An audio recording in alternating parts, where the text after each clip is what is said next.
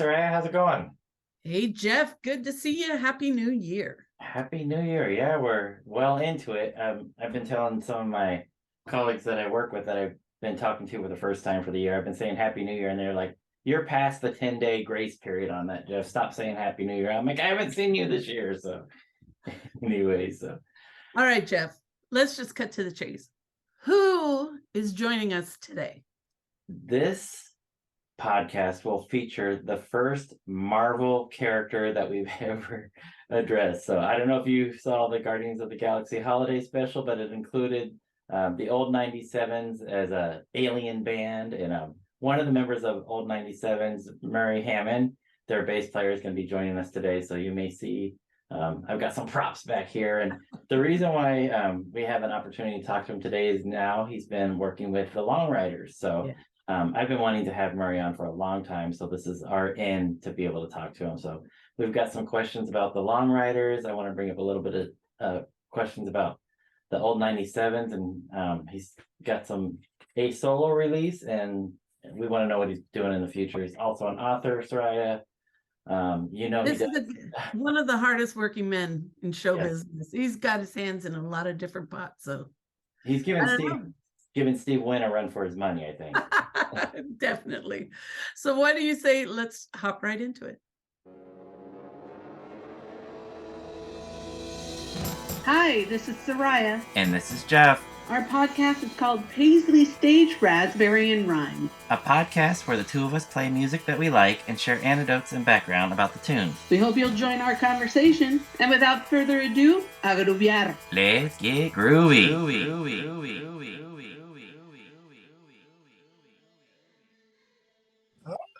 Hello. Okay, let me. I guess I just needing to start that. Oh, hello. We're there. Hey, Jeff. Hey, Sarah. Hey, look at you guys. I didn't get the Paisley memo. Okay, hey, I'm ashamed of myself. I pulled out one of my better Paisleys and carefully cut off the Lucky Brand logo because it was not cool. And just for you guys and just for this. Wow. See? The hardest working man in show business. Fashion design too, Jeff. Come on. I am the hardest working man in show business. I bit off way more than I can chew. That's my story. Well, first of all, for all our listeners, we have the great Murry Hammond joining us today. And so let's just backtrack here. Jeff, old 97's, solo work, Marvel Universe. Yeah. Book author. Oh, yeah. And I mean, and Jeff, he's got a pretty interesting series on YouTube called, depending on how you want to name it, Live at the Big Red Stove, From the Big Red Stove. I'm just calling it the Big Red Stove series. It's the Big Red really Stove. Fun. I wish I could take this thing. This is so carefully set up. I would love to go show you the Big Red Stove, but find my YouTube channel. The Big Red Stove is kind of ubiquitous because we didn't have this room right here during the lockdowns. I had to build a project studio, and it kind of ate the living room. But during the Big Red Stove days, it just looked like an audio store. It looked like a audio thrift store. So anyway, we set up in the kitchen and did these shows like every 2 weeks. And it was amazing. We would try to do like a different theme each week. You know, one week might just be originals or something like that. Another week was just the family band with friends and family, that kind of thing. Whoever we were potted up with. And one week was old 97 songs that never made the cut, and then another week was me trying to do basically things that sound like the Pink Floyd, and things like that. It was great. It was an amazing year, but it was a lot to keep up with because we were just trying to do something new every 2 weeks, and that's quite a schedule to do new every 2 weeks. But yeah, it was great. Yeah, it's a fantastic series for anyone that wants to go and please enjoy it because it's fun music, great music, and I really enjoyed it. I'm sure everybody else will. Okay, Well, we gotta thank you. yeah, go for it. I put up 3 whole of those sets on the YouTube channel. There's more than that, but I put up 3 that were especially fun. And so, yeah, with all the original stuff that we've done, Annie and I did, my partner Annie plays the organs and the mellotrons and keyboards and stuff. It was like the 60s one that we did that was kind of our favorite. It was like a lot of garage stuff. You know, it was like Watch Band, Blues Magoos, you know, mid-period Kinks, that kind of stuff. And anyway, that's on there. But yeah, go check it out. It's fun. Absolutely. All right, we just got to jump right in it and ask. So obviously, this is a podcast where we deal with the Paisley Underground. So, Yeah. so talk to us about what the Paisley Underground means to you, or why is it important to you? Well, I grew up out in the rural part of Texas, and because it was rural and culturally conservative and that sort of thing, and I was not having fun. I was just different, and the kids knew it. No matter how much I wanted to be like everybody, I was just too weird and different. And yeah, it just emotionally and everything. When punk rock came along, I was just like, this. I don't. I'm not entirely sure how to put this into words, but I'm pretty sure this is the portal to leave my hometown. So punk rock was, I'm just like, I'm stepping through that door, and so yeah, so that's how I grew up, and well, that's how I grew up. That's how I spent high school. So I'm class of 1982. So punk really came along 78, 79 for me, and but then when the hardcore stuff came along, I got really into it. And because I got so into it, it was like a religion for me. I got so into it, I got rid of my Beatle records and great, these great 60s records that I had, and they were gone. I was like, I don't want anything to do with it. It's nothing for me. It's nothing but the Germs and Minor Threat and Black Flag, da, da, da. And so anyway, 82 comes along, and I got a copy of the Salvation Army. And I didn't have very much money, but I managed to get a copy of the Salvation Army, and it really kind of like shifted something. I was like, okay, I need to go find more of this like right now. And so I was in Arlington, Texas, which is between Fort Worth and Dallas, Texas. The one good record store that I could get to was this place called VVV, and they had and on my next trip there, I was like, okay, I'm spending what I've got. And so I remember I bought the 3 o'clock Broke Hoedown had just come out, and the Bangles first EP had just come out, but I didn't pick it up on that trip. But I got the 3 o'clock, and I got the Lucifer Sam 45 by True West. Where it has Lucifer Sam on the A side, and on the B side it's just Lucifer Sam backwards. Yeah, right. I was like, okay, sign me up, and I got the Electric Prunes Underground album, which was their second album, not the one with I Had Too Much to Dream Last Night, but it had the Great Banana Hoax and had some cool stuff. Had a little country song I've always wanted to do on it. And but anyway, I took it all back to my dorm room, and in between listening to Bad Religion and stuff like that, I just kept listening to this stuff, and just got into it. And I had a really good friend. I was putting out a fanzine in those days, and I had a good friend that was helping out with the fanzine. And I remember we went to a punk rock party, hardcore punk rock party, and we brought Broke Hoedown with us. And we were just like, we're just going to sit here and play As Real as Real, like over and over. We're going to bum out the party and play this. But instead of bumming out the party, like a whole bunch of people was like, yeah. And it was yeah, it was cool. That's sort of how I was like, okay, I can't, I can't just sit here and listen to DRA all day. I'm really into this scene, and just it was a lovely return to music that I hadn't even explored yet. I grew up listening to 60s stuff massively, but it was really opening me up to the garage stuff really for the first time. Wow. And so yeah, it just kind of came in from there. I kept buying punk rock records, but then came the Battle of the Garages with the Unclaimed, who later I'd be sitting in a band with Sid Griffin, and that sort of thing. So yeah, that's kind of how that happened. And then in about a year and a half, I had my first band, and by then I was just kind of deep into the scene. And yeah, it was cool. And then my band got to, there'd be like the Pandoras might come through town or something like that, and we would get to open up for them or something like that. But yeah, so my first band was called Coyote Cowboys, and it was basically a bunch of Paisley Underground punk rock friends that hung out in the skateboard scene and were friends with the Butthole Surfers and things like that. And that's kind of how that all went. And yeah, and I never really shook it.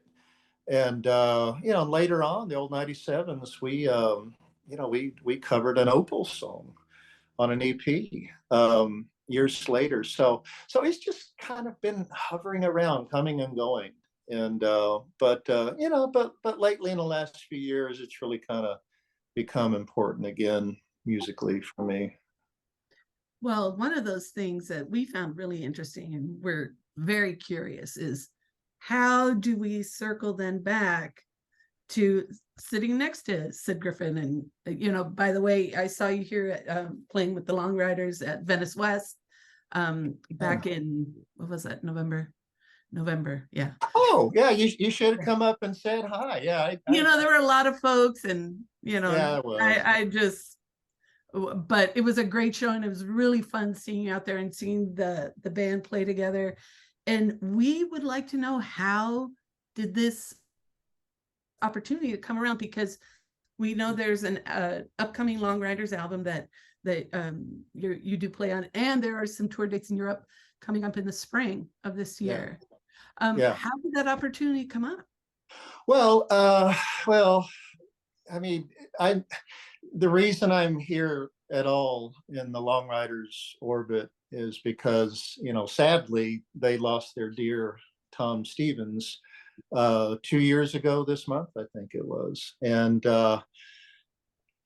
that's an event that I can't even hardly get my mind around. The Long Ryders and the old 97's, there's some real parallels there. Like the 97's guys, I don't think Rhett so much, but the other three, I mean, we had the Long Ryders records. Our guitar player claims to be a bigger fan of the Long Ryders than me. I don't think he's right about that, but he was a big fan. And like the old 97's, the Long Ryders were the same four people for 40 years, or just almost there. They're celebrating their 40th year this year, and Tom passed away, I think, when he'd been in the band something like 38 years, if I have that right. Yeah. Mm-hmm. So yeah, he wasn't their first bass player, but he was the one that I knew through all those records. And yeah, so he passed away, and it absolutely was heartbreaking for them. And yeah, like I said, I can't get my mind around losing a band member. Old 97's, we have not lost one yet. It's been the same four guys for 30 years for us. And that day will come one day, and maybe I'll be the one that goes, or maybe it'll be one of the others, but it's gonna be tough. So yeah, they were trying to figure out what the hell to do. COVID came right at that time, just a couple months later, everybody's staying home. So anyway, so Greg Souders, the drummer, Greg, he kind of reached out to some friends that might know, like, who might fill these shoes, who might make sense in the Long Ryders. So he reached out to my friend and old 97's brother, Tom DeSavia, who was our A&R guy when the old 97's were on Elektra in the late 90s, early 2000s. Tom co-authored 2 books of essentially essays with John Doe on the early LA punk scene and that kind of thing. So in fact, Sid actually wrote a chapter for that, and some other, Annette Zelinska, she did a chapter and that kind of thing.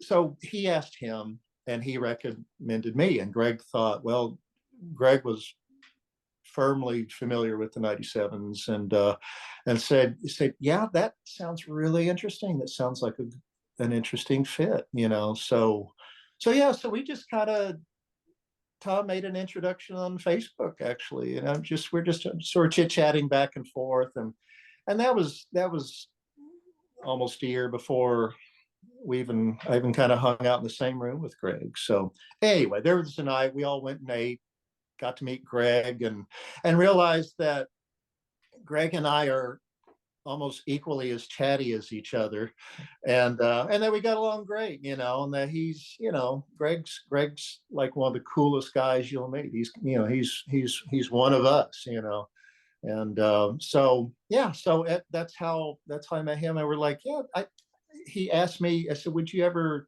consider something like that? And I said, you know what, that's really intriguing, and honestly, it sounds like a great adventure. And I thought, what an interesting thing to do. Even if it doesn't work out, what a great adventure to try. So that's how I said. I said, you know what?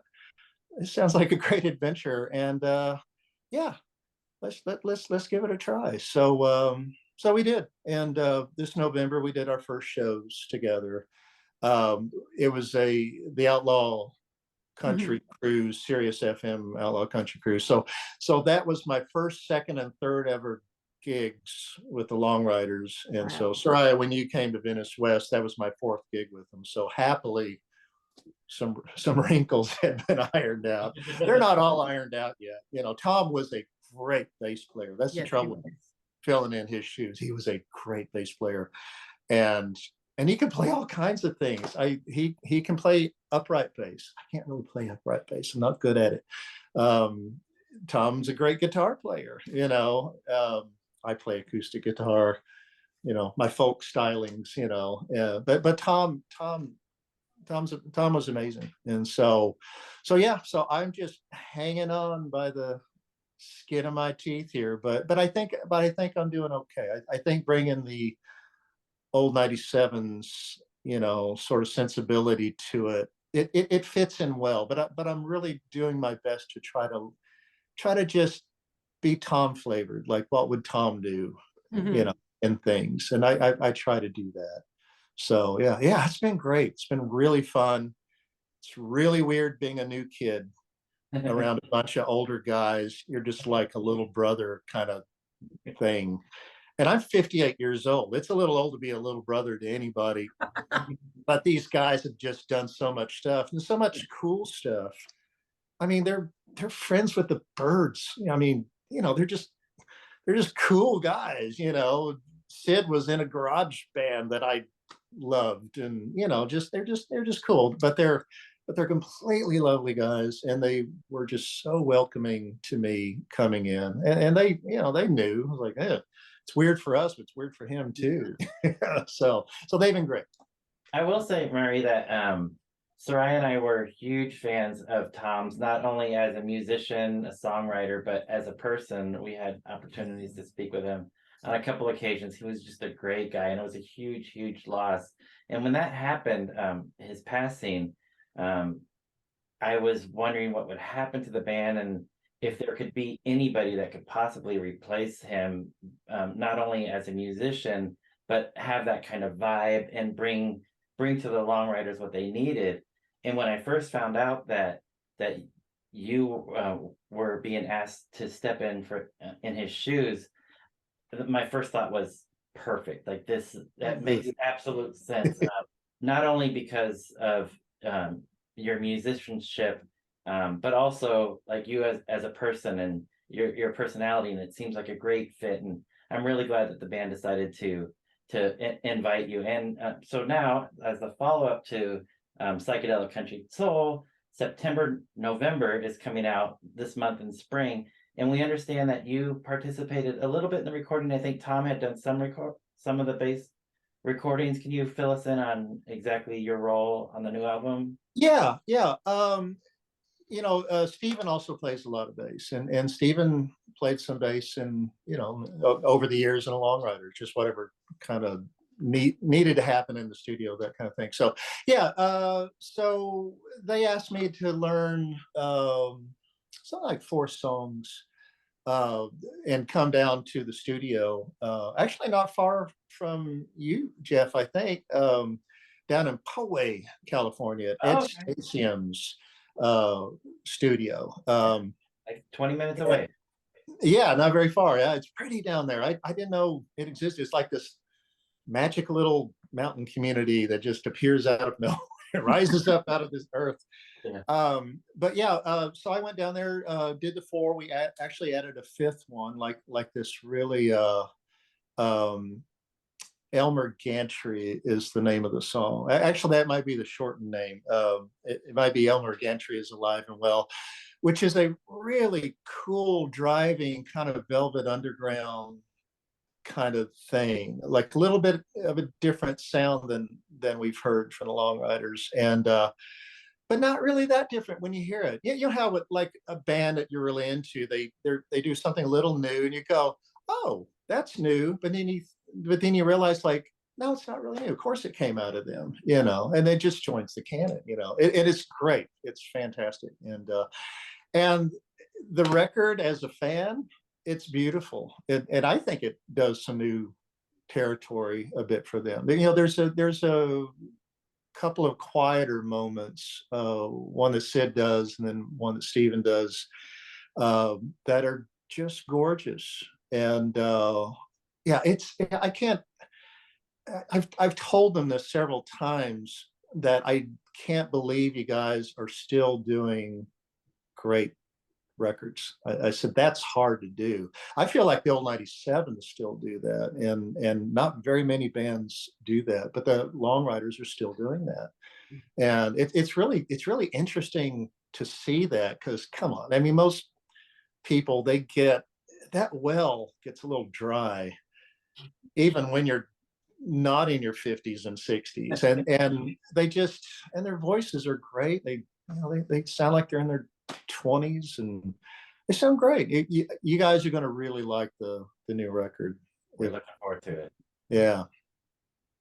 So yeah, and it was amazing recording with Ed Stasium, he had done a couple other Long Ryders records. He did Psychedelic Country Soul, Two Fisted Tales. I think it was.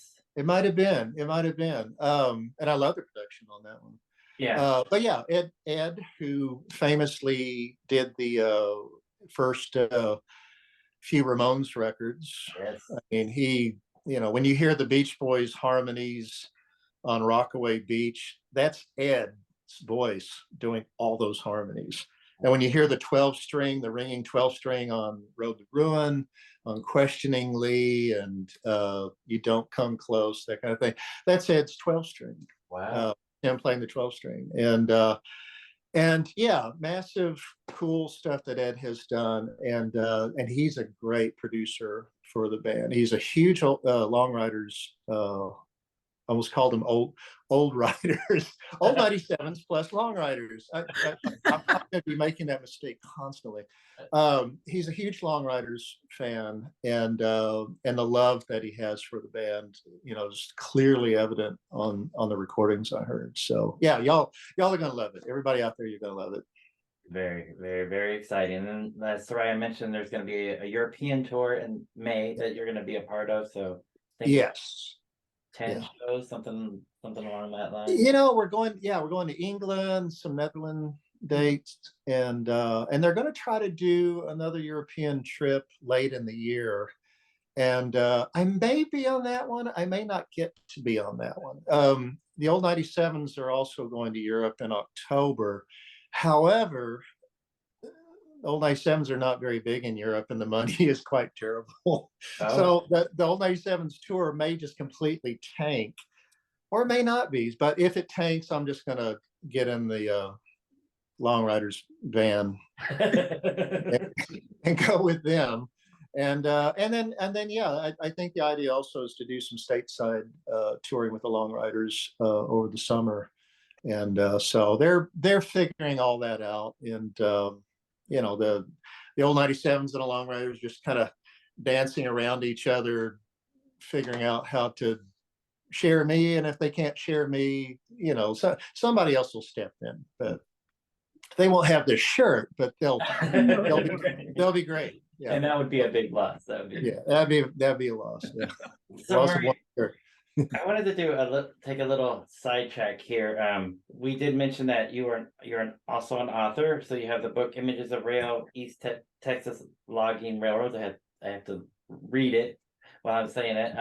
I didn't realize that this book existed until like 2 weeks ago. I ordered mine. I think it'll be here in about an hour.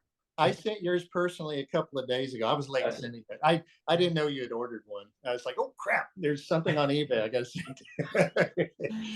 Yeah, that's, you know, since I was a kid, I've had a hobby. When I was a kid, I was like one of those model train kids. My mom was born in 1925, and my dad was born in 1931. So I was raised by 50s parents.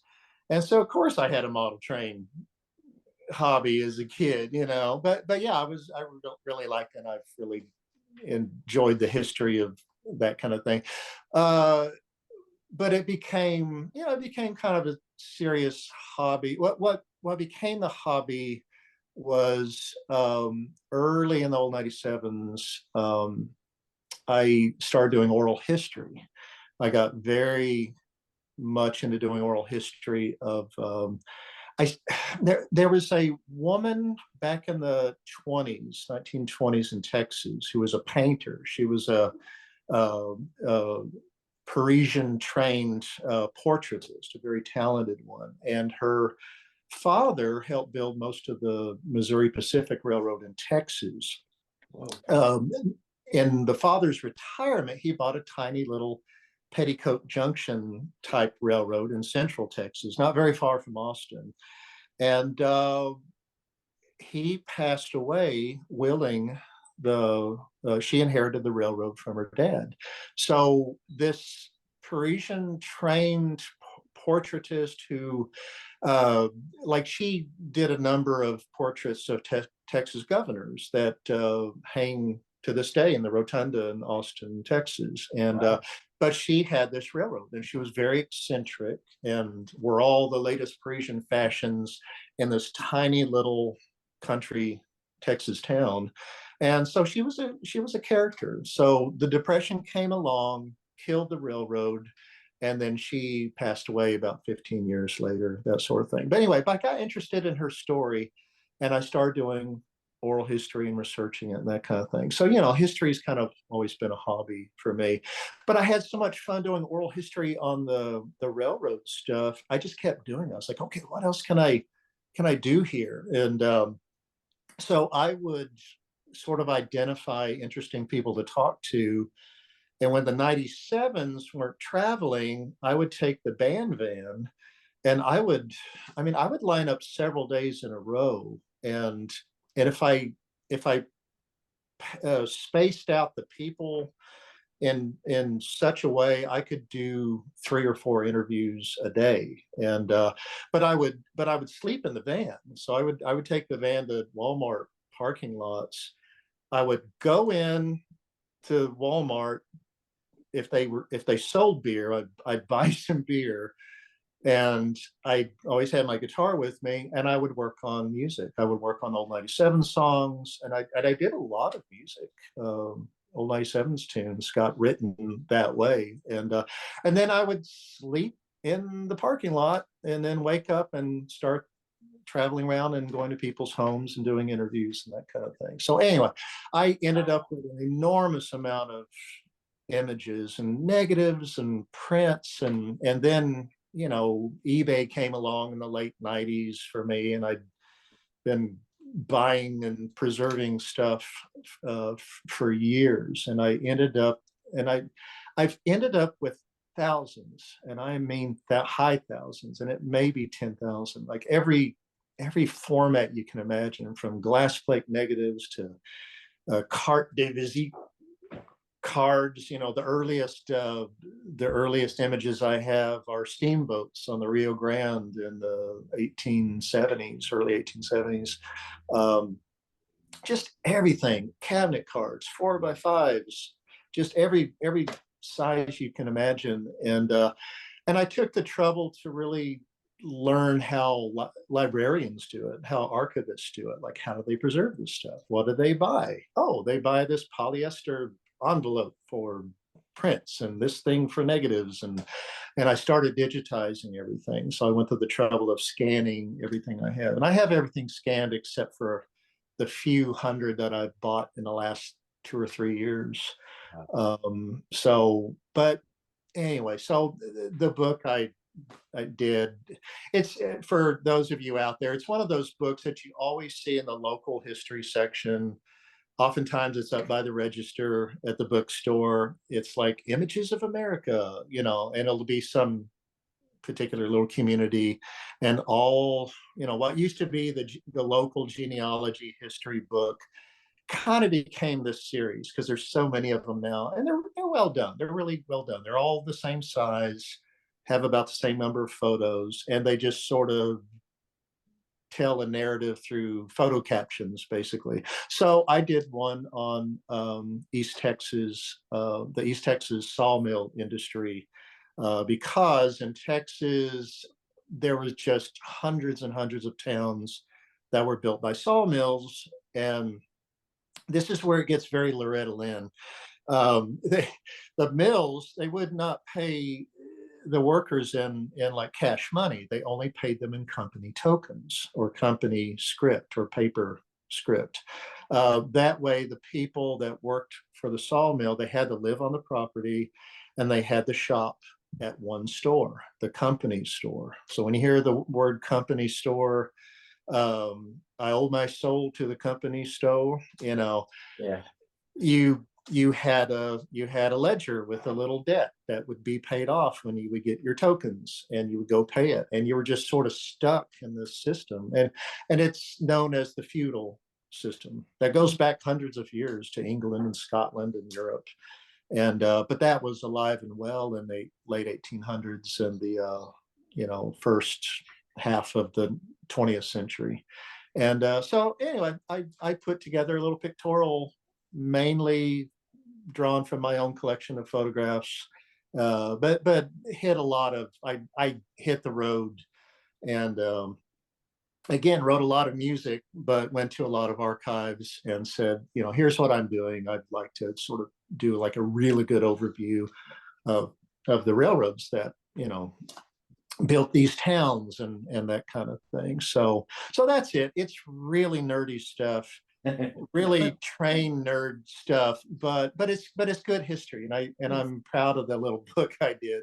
I've always wanted to do one on Louisiana, because I got a crap ton on Louisiana too, but I got the one on Texas out. It's probably the only one I'll ever do until I get too slow to travel with music anymore. I can sit at home on a computer and do some more. So anyway, these days I'm actually trying to find a home for my various collections, and sort of that's the project this year, to place them with, they're probably going to have to be spread over 4 or 5 special collections, various places around Texas, that kind of thing. In those years, I made some friends at like the Texas State Library and different special collections around. So yeah, so I'm just gonna, it's time that they fly away and live in a proper library instead of my house.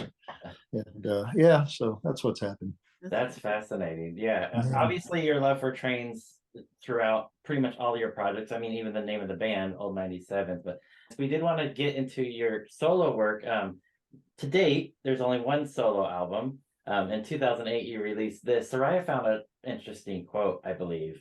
Yeah. Talking about you're doing solo work. So this is from an interview you did in 2008 with the DCist. And this is the quote. I wasn't going to stick my head up before I really felt like I had a voice. It took me a while to find a voice I really wanted. And we were super curious. So we have this album, 2008, you were talking about this album.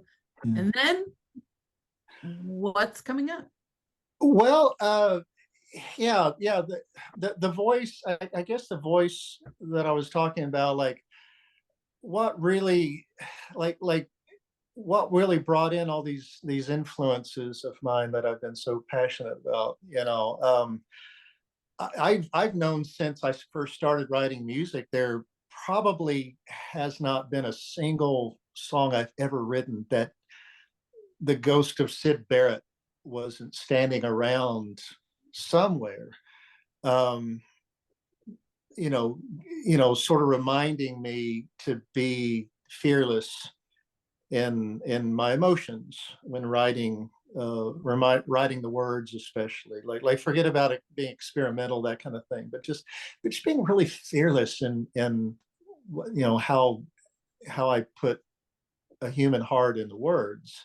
And so with that record, I felt like I was sort of starting to really figure this out, and I the 97's really kind of helped me there, and songwriting years ago kind of helped me, but it was that record that really kind of sort of I found the door, that songwriters find for themselves. And so during COVID, you can kind of see it behind me. My living room has been completely swallowed by a small project studio. And I just started, I had been working on a follow-up record to that solo record. And the record is called I Don't Know Where I'm Going, but I'm on my way.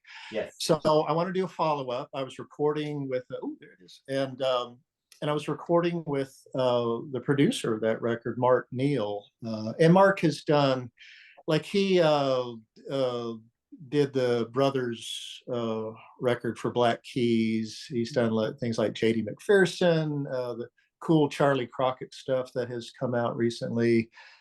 He did a lot of that older high tone record stuff, Big Sandy and Deke and all that. So anyway, but he had done the old 97's Drag It Up.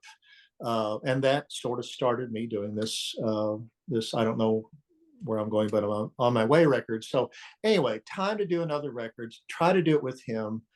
COVID came along. We literally flew back from his studio in Georgia on March 17th. And as soon as we flew back, we didn't see each other again. We didn't see my drummer for my solo stuff. Didn't see him again for several months. And I didn't see the old 97's again for over a year. Wow. And which is crazy because we had a record come out during that time. And so in order to advance all of it, I had to figure out how to do it here. And I actually, as much as I already kind of knew about how to record anything, I really had to learn a lot. And I did. And but I kept recording, and I got really inspired and really loving the sounds I was getting. And all the songs kind of started organizing themselves into kind of clear piles based on a sort of a certain kind of vision. So one of the piles, the first one I want to do is going to be called Trail Songs of the Deep. Yes. And it is definitely a bridge out of that first solo record and a bridge going into the next one that I've already done. In fact, this next week we're mastering. This is ridiculous, but I ended up doing 3 records, and they're all 3 getting mastered next week. And I just have to sit on a couple of them for a while, and I'll share them. If you won't play them for anybody, I'll share them with certain people. Jeff, I shared them with you, and hopefully you shared them with Soraya. And yes, they're fantastic.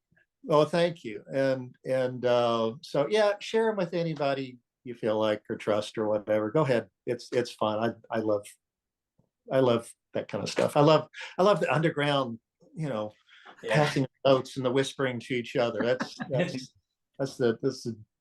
one of the joys of life right there. But so yeah, so that's what is coming up. I don't have a label yet, and trying to figure that out. It's again, I'm a new kid to that world of putting my own music out, you know. So yeah, we'll see. Something's going to happen in 2023. I don't know what yet, but I know which record it is. So nice. that's what I got. At least I'm that far. 3 of them are getting mastered very, you know, very, very soon.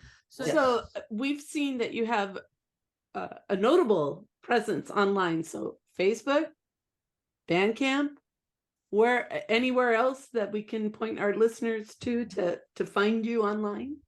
Facebook, Bandcamp. I have the murryhammond.com.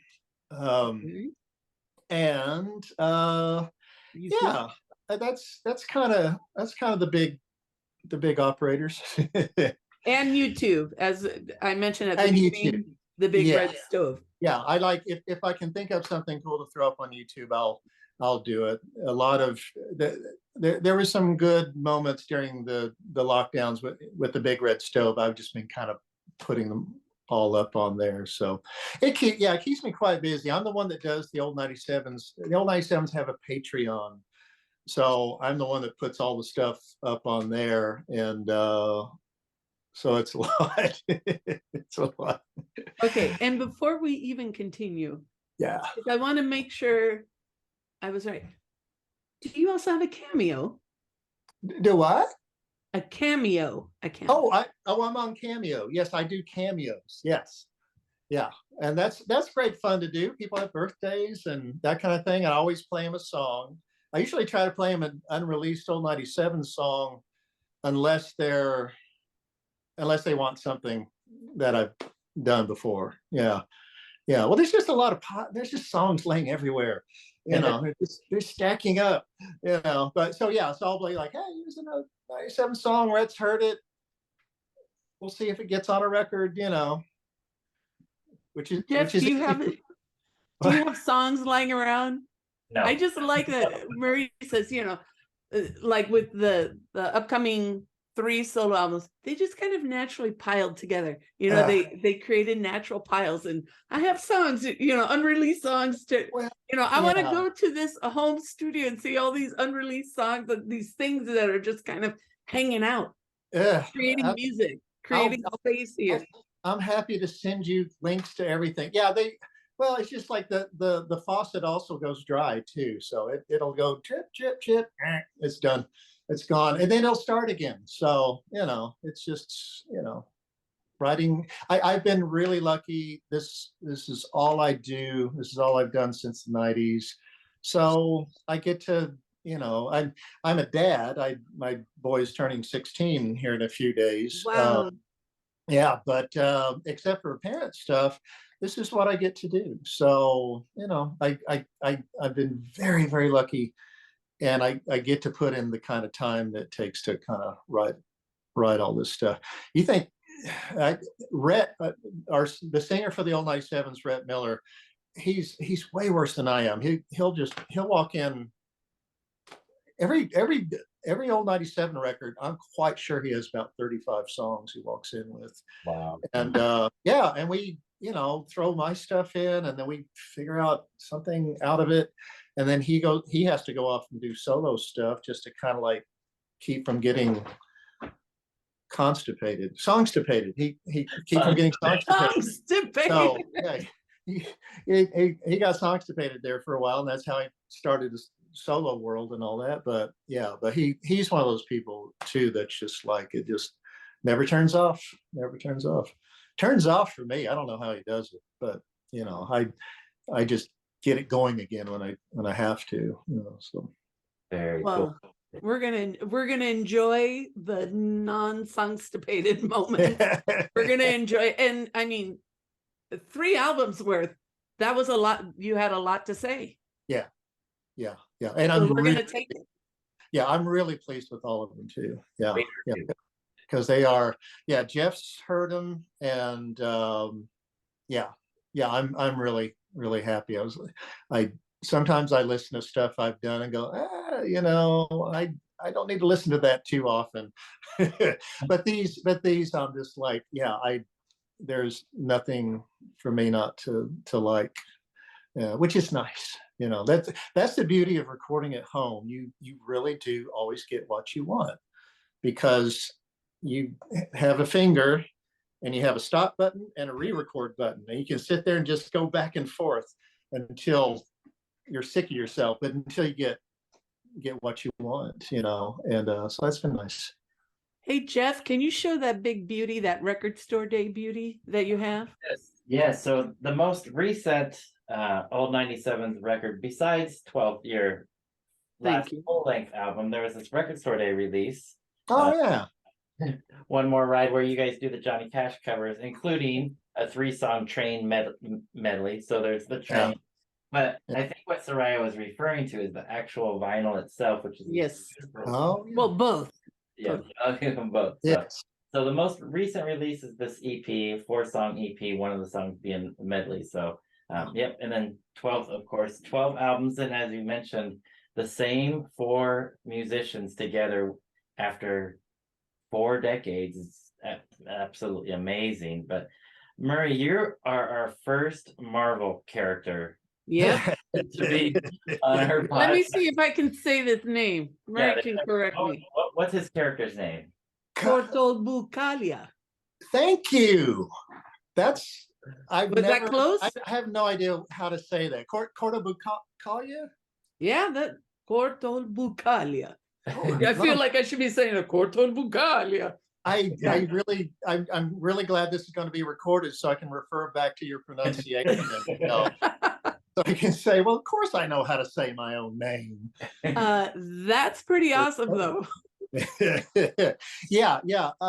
So for the listeners who don't know, old 97's, we got to be in a Marvel Christmas special for the Guardians of the Galaxy. Is it a franchise? Is it a franchise? Yeah. Guardians of the Galaxy Christmas special that James Gunn put together to be a bridge between volume 2 of that series and volume 3 that's coming out this next year.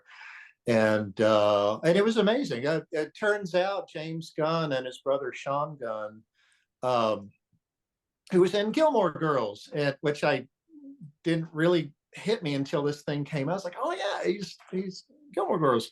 But they used to come see us in Chicago back in the 90s, like all the time. Like there was like a little crowd that ran around together. Like Jenna Fisher was one of them, and the Gunn brothers and all that, and they went to see 97's all the time. And I don't remember them. I don't know that we ever met them in those days, but they were one of our early trips to Chicago. We would play the Empty Bottle and Shuba's and all these old cool Chicago clubs, Beat Kitchen and Lounge Acts. That was the big one.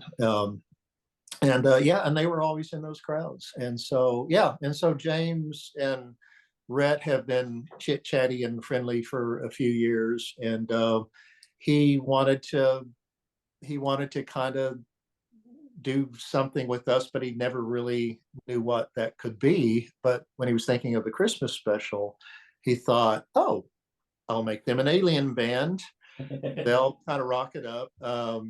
He and Rhett came up with this wonderful novelty song, basically. I don't know what Christmas is, but Christmas time is here, in which the lyrics are essentially misreported information about Christmas through a kind of a game of telephone. The singer, Beezer Mikatakalak, is that our singer name? Beezer Mikatakalak. Beezer Mikatakalak heard it from Rocket, who heard it from so-and-so, who heard from Cosmo, who heard it from Drax, who heard it from somebody else, and da-da-da. And of course, the information is horrifying and all wrong.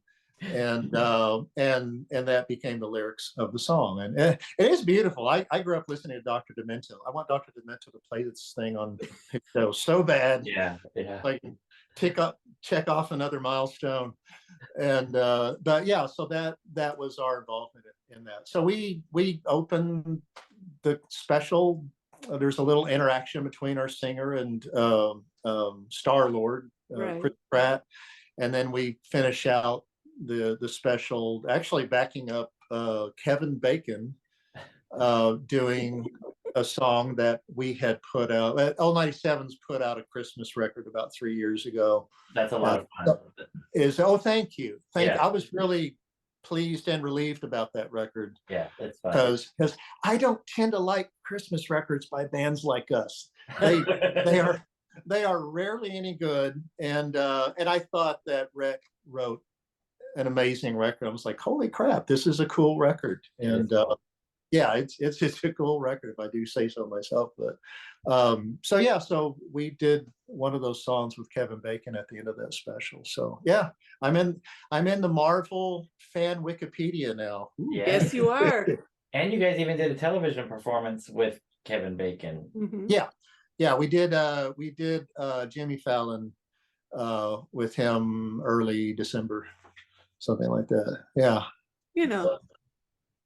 Totally fun. You've all been promoted 1 degree, Jeff. Soraya, you're now 1 degree promoted to Kevin Bacon.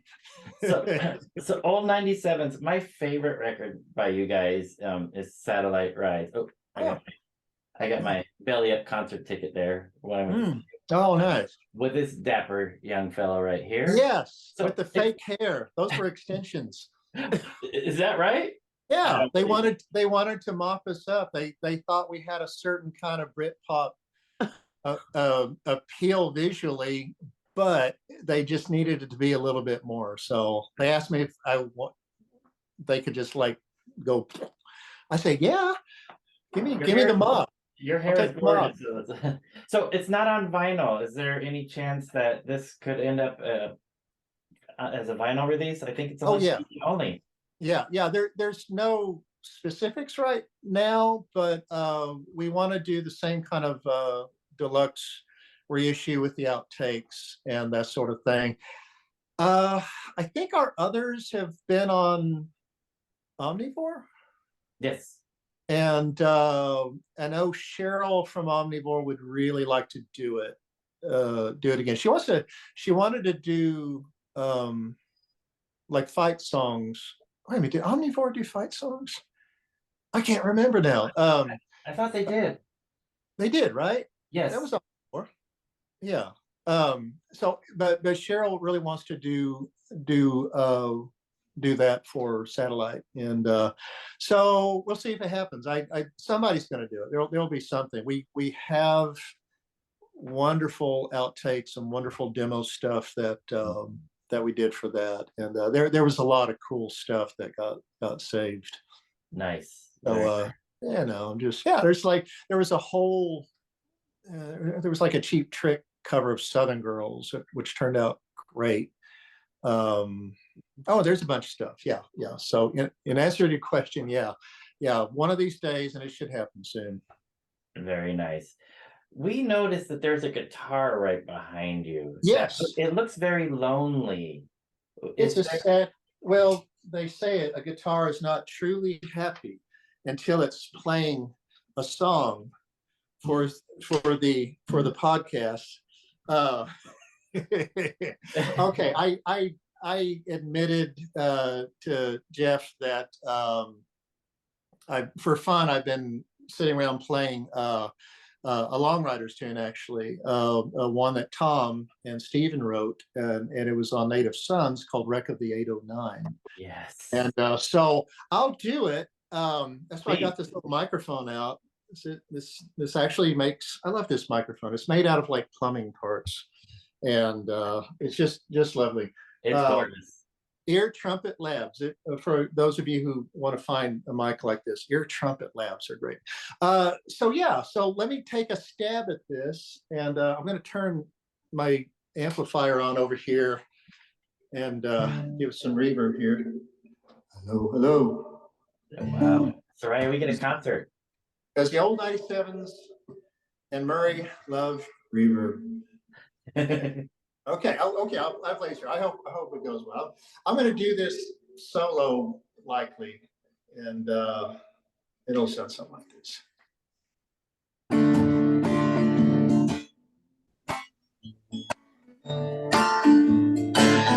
One day I walked out my doorway. I was younger than today. I couldn't believe what was happening before my eyes. People screaming, running, and a fire lighting up the sky. Well, my daddy rode the train that took him to the factory, where he slaved, eating shit to save my mama and me. Now the sirens keep coming, and I heard somebody say 140 people were riding that train today. Because the 809, because the 809, because the 809, because the 809.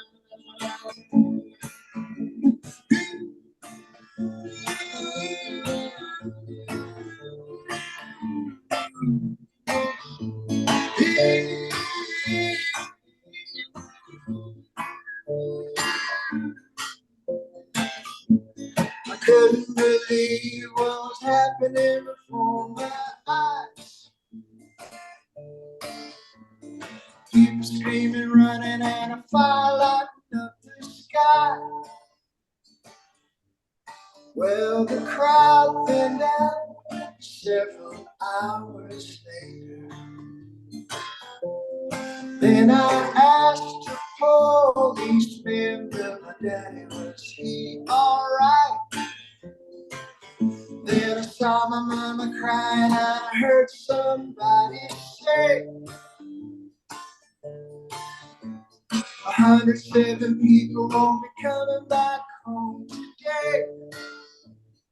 Break up the 809. Break up the 809. Break up the 809. Break up the 809.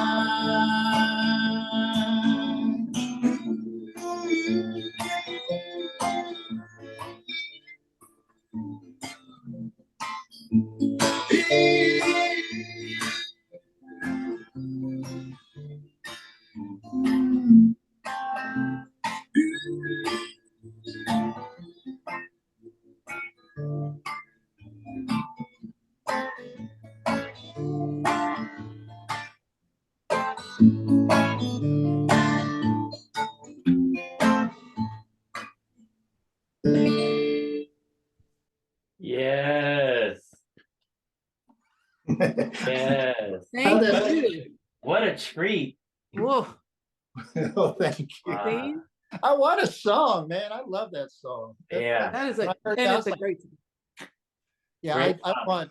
want to talk the 97s into doing it or something. I don't know. I think it'd be cool.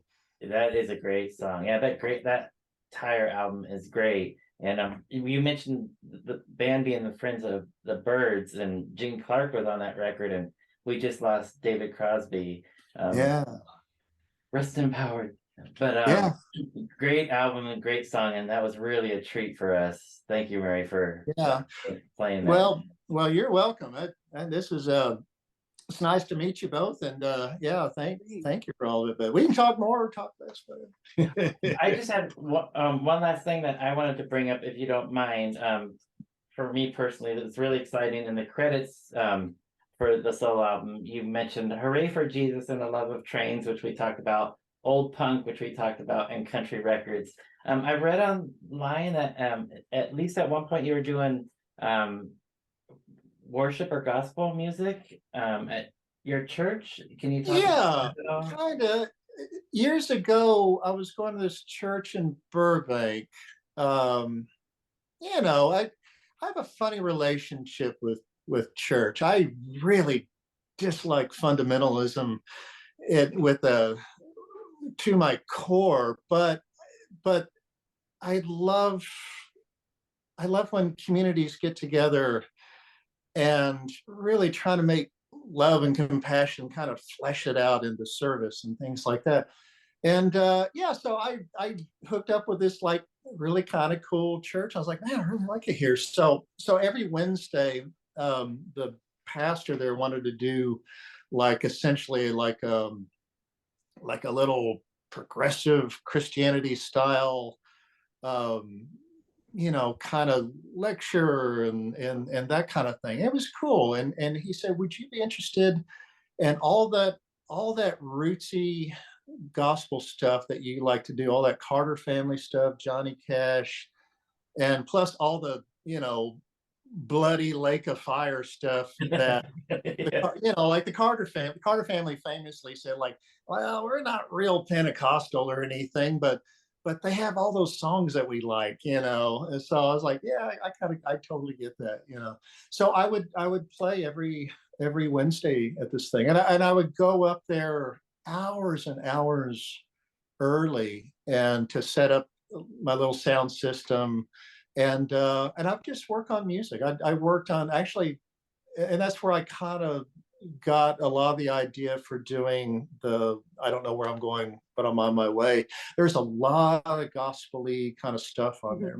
My dad died while that thing was the concept was really kind of coming together. Wow. And dad dying was it was crazy. It was rough. And I started discovering all the really hardcore mountain music and Appalachian music and the stuff that John Lomax recorded and that kind of thing. And there's a lot of that kind of sensibility and religion on those songs. And it was really hitting the spot at the time. And so these nights that I would go and play these songs, I would just discover a new song or two, go up and play for this night. But I'd also work on my own stuff. Like there was a song called I Believe, written on there. And Yep. yeah, and I get asked to do that at funerals sometimes. I just did it for my uncle's funeral just a few months ago. It's a great song. Thank you. And well, that was written just sitting, in an empty church. I had a key to the place, which is kind of fun because the church is really haunted. It's really haunted. It is haunted. Everybody there is like, yeah, I was the janitor there for a few years, and man, I didn't like being there at night. You could just things that just happened in the floor below me, walking and just all kind of stuff. So it was kind of, I don't know. It was an interesting little recipe, but it was nice for writing songs. I bet. Yeah, but that was the thing. Yeah, I haven't really been a church guy in a while because I'm not really specifically one thing or another. I do like to say Jesus is my homeboy because you want to give me some stories about radical compassion and a radical love and all that, no matter where it comes from. I mean, the stories are just so wonderful. I love Sufi stories. I love Buddhist stories. I love the stories is where it lives very deeply for me. And yeah, so yeah, I was actually in a Mennonite church for a few years. This is how I met Annie, who's in my solo world. Yes. This is really square. I met my Annie at church. But she was a church pianist, and I was just listening to her. I was like, and I knew it was a cool church because the Mennonites are either kind of conservative or they're like really like social justice people. So this one I dropped in. First of all, they were doing like old British folk music for the music, and it was amazing. People got up because they were involved in the Occupy LA actions at that time, and so they would stand up and give a report what happened that week and what to expect the following week. And and it was really lovely people. And one of the first things that happened, somebody came up and said, "Excuse me, but are you in the old 97's?" I said, "Yes, I am. And I had fight songs in college, da da da." And I ended up doing music with that guy and Annie. But so anyway, yeah. So I was there for a while. Annie and I hooked up. Annie turned out to be a total musical hip cat. She likes Chocolate Watch Band as much as I do. Nice. Yeah. So I left there because you know how it is in churches. I ended up doing live sound, and you get hooked into some committee or two committees or three, and runs me crazy. I'm not really a joiner. I'm not a good joiner. I run away from joining stuff. So I'm just like, all right, I'm not a church guy. I like the music. I like the stories, and I love the communities when they're really wonderful communities. And this one was really nice. It was like just super inclusive, LGBT, absolutely inclusive and all that. So yeah, I like what they are. I just don't think I'm like a good member. It's like a little doggy on a choke chain. He wriggles out and he runs off. I always put the chain on and go, okay, I'm here, and then like, Enough of that. Yeah. But it's, I'm kind of in the mood to do this kind of a spiritual-ish record again. And I've been talking to my pal Mark, who did that first record of mine, and he said, "Yeah, come on out to Georgia, and let's do something." So yeah, so I've got some things in mind, things I was working on in those days that never really kind of made it, and yeah, there's something to be done, and I'm going to do it. I'm just gotta. It's one of the next projects that I think I'm going to do. So yeah, but thank you for asking. That's yeah, it's. I'm really excited, Murry, for people to be able to hear the 3 complete solo albums that you have, and I hope that they find a home. I believe this was self-released. All self-released, yeah. So, Yeah, whoever I hook up with, I'm going to see if they would do a proper vinyl release of it, because the sonics on that are I just love. I love what Mark Neal does to my sound. I didn't get to use him on this solo stuff that's coming up, okay. But he did that record, and I love what he does. And he does cool, spooky stuff. If any of the listeners, if you've ever run across the Carter family documentary, The Winding Stream, one of my songs, a cover of the Carter family's In the Shadow of Clinch Mountain. It's used in the portion of the documentary on the death of A.P. Carter, and it's just one of my most proud things is that song in that documentary. But the song itself is so spooky. It's just so lovely. But it's Mark's studio. It's Mark's 1959 plate reverb that he has alongside his 1960 plate reverb and this kind of thing he gets. But that needs a vinyl release to really kind of like feel that the whole spectrum of what that his sound sounds like and that record sounds like. So yeah, anyway, and your music is absolutely ties into that kind of recording feel, in my opinion. So definitely get that feel. So the new music, I would describe as folk, country folk, a little bit different than the old 97's. I would say, mostly acoustic, right? Primarily acoustic. Yeah. A lot of whistling, some piano on the lot of whistling. Yeah. We have neither lead guitar nor hi-hats on our things. Everything's very chuggy. And I whistle I whistle as a little vibe thing, as a little instrumental thing. Yeah. And yeah, there's a lot of it, but I use it to be like another instrument, definitely. Yeah. And you do it very well. Thank you. I'm not a very good whistler. I have to whistle in, not out. So Well, it's like yodeling. You do it in your car where you can make a fool of yourself, and then you get good at it, and then you take it out of the car and take it on the road, yeah. like going in the house.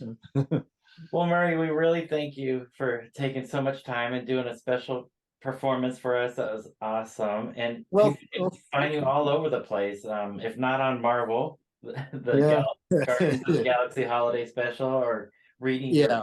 book. You have the solo record, of course, old 97's.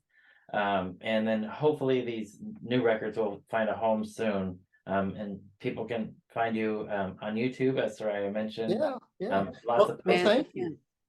Yeah, well, it's nice to meet you both, and I know you're not terribly far away. If either one of you happen to be coming through Pasadena, come hang out on the porch with me, and we'll drink coffee and talk music. Very nice. Yes, yeah. We have a lot of people on our porch. Very nice. Thank you so much. Yeah, Okay. Murray, we really appreciate all your time and your talent. It's meant a lot to me over the last multiple decades. So Well, thank you, and thank you both for doing the podcast, because it's been lovely. I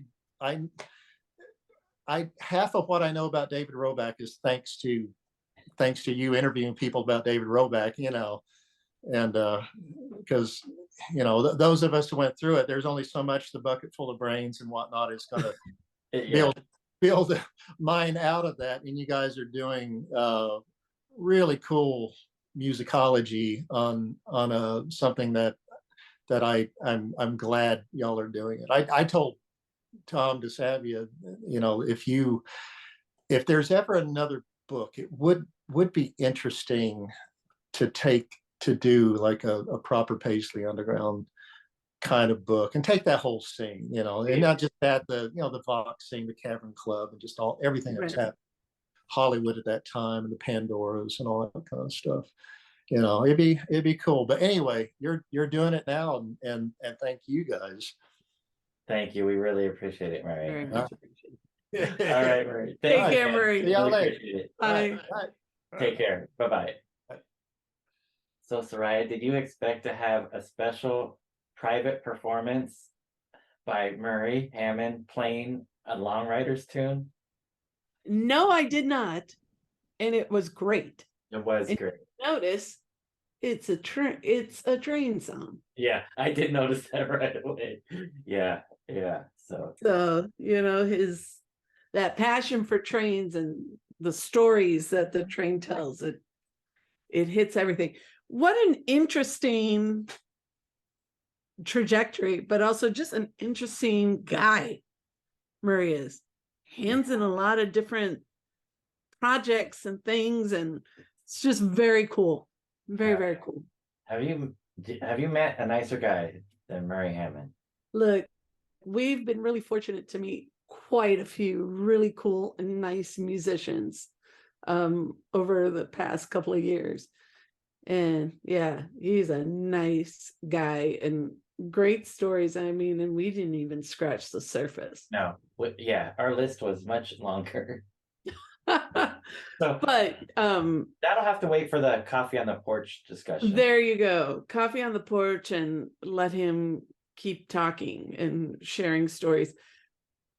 But what I find really, really interesting, and everyone can go check out the old 97's, but it's his solo work that I think is also really interesting, because it just shows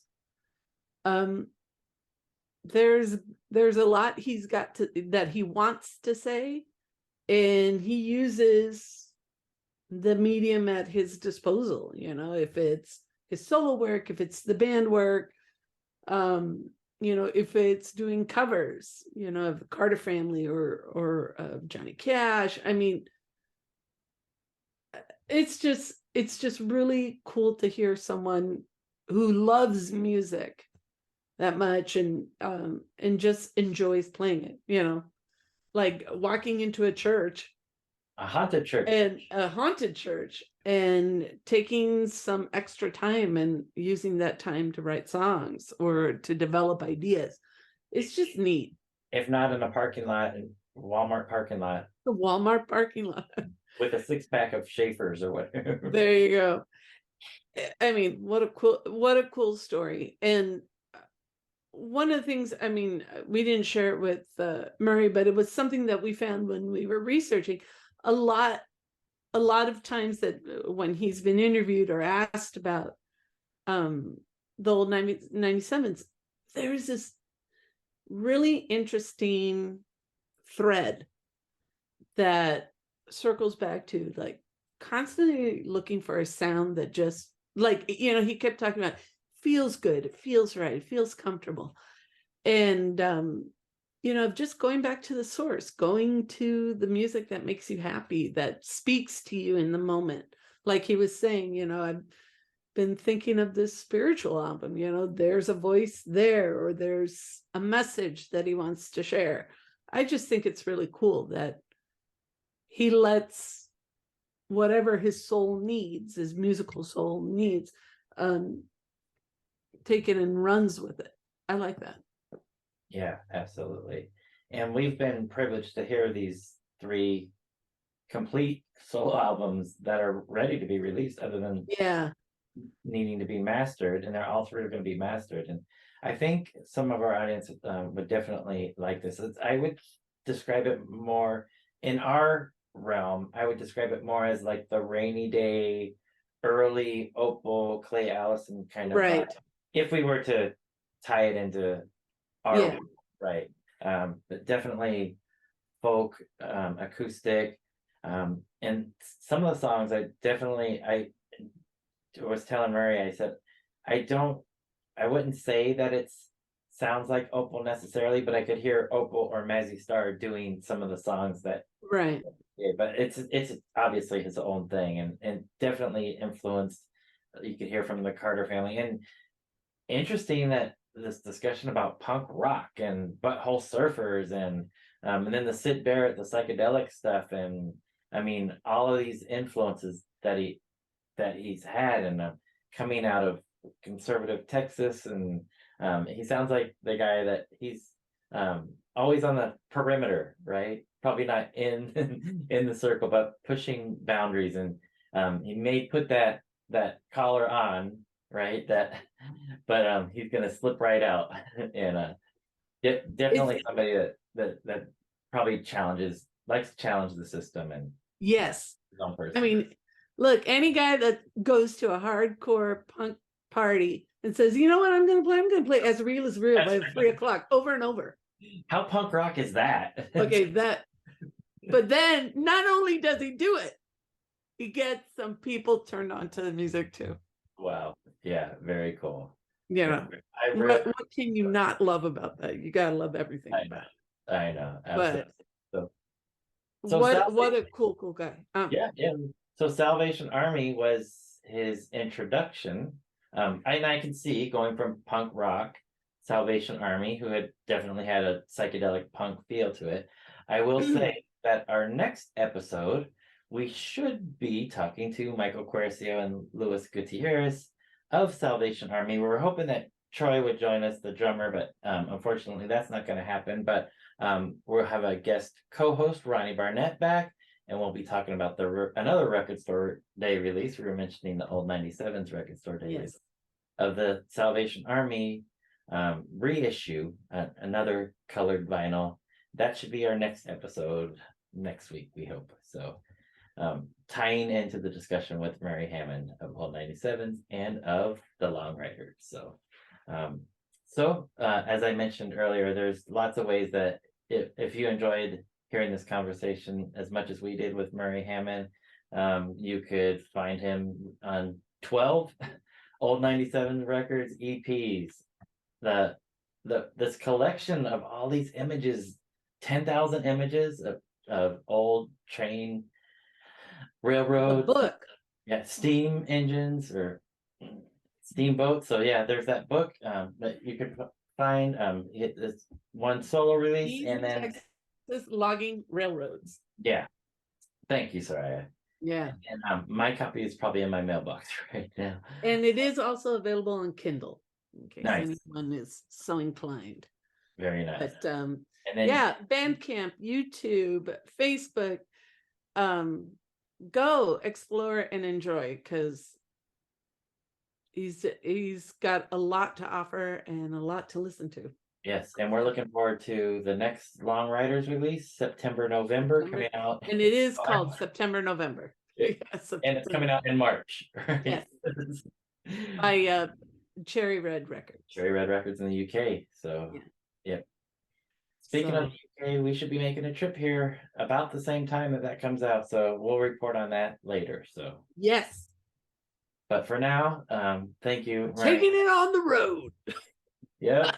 Paisley Stage, Raspberry and Rhyme road trip, plane trip.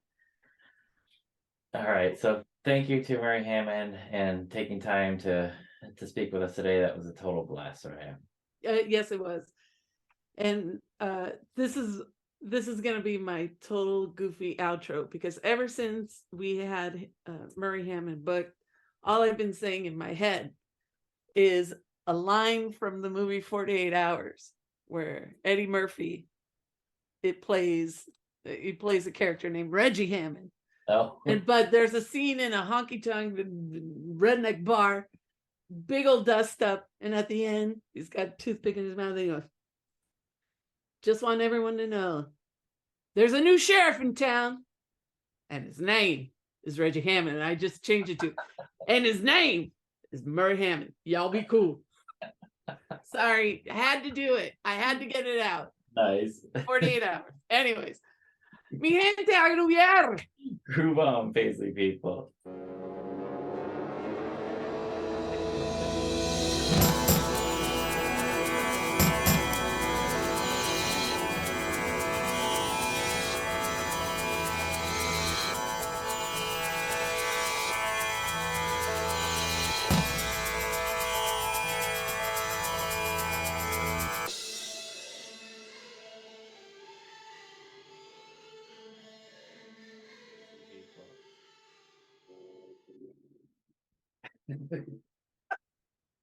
So funny, you know, like, takes the hat off and he goes, "There's a new Hammond. sheriff in town, and his name is Murry Hammond. Y'all be cool." That's hilarious. Oh my Been god, saying it for weeks. I'm glad I got it out of my system. that is hilarious. You had to. I'm sorry. It was the perfect spot. Yeah. All right, you can stop recording.